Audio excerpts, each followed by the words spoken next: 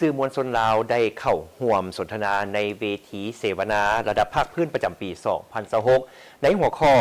การรายงานข่าวปัญหาสีเขียวในยุคดิจิตอลในการผลิตข่าวเกี่ยวกับปัญหาสีเขียวอยู่สาธารณรัฐประชาธิปไตยประชาชนลาวและอยู่ในระดับภาคพื้น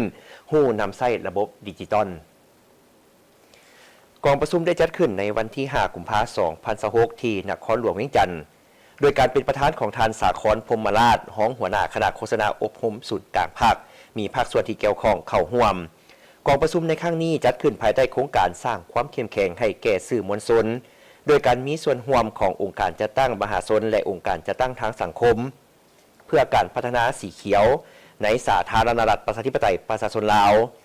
ซึ่งสื่อมวลชนลาวเวียดนามและไทยที่ได้เข้าร่วม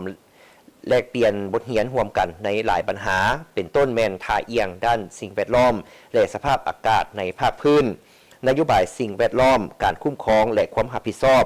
บทเรียนที่ดีที่สุดในการรายงานข่าวด้านสิ่งแวดล้อมและสีเขียวการรายงานข่าวเกี่ยวกับการพัฒนาสีเขียวและทางออกที่ยืนยงเทคนิคการเล่าเรื่องเพื่อสร้างผลกระทบด้านสิ่งแวดล้อมเครื่องมือดิจิตอลและนวัตกรรมในเวียกงานสื่อมวลชนด้านสิ่งแวดล้อมและมุมมองด้านบทบาทหญิงชายสาวหนุ่มและสุมชน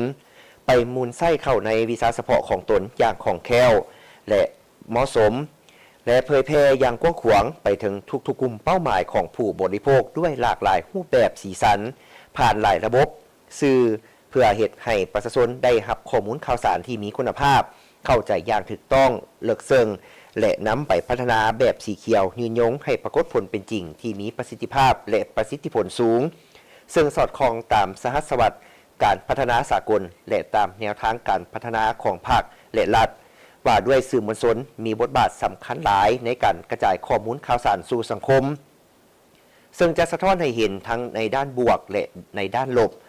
ต่อการดำรงชีวิตประจำวันของคนในยุคดิจิตอลและยุคปัญญาประดิษฐ์ที่มีการแข่งขันกันพัฒนาอย่างบ่มีพรมแดนและขอบเขตจำกัดนี้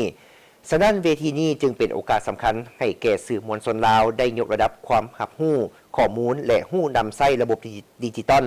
โดยเฉพาะแม่นปัญญาประดิษฐ์มาช่วยในการผลิตกวดแก้ข่าวดัดแปลงรูปภาพตัดต่อวิดีโอเพื่อเสริมทักษะให้แก่สื่อมวลชนลาวในการรายงานข่าว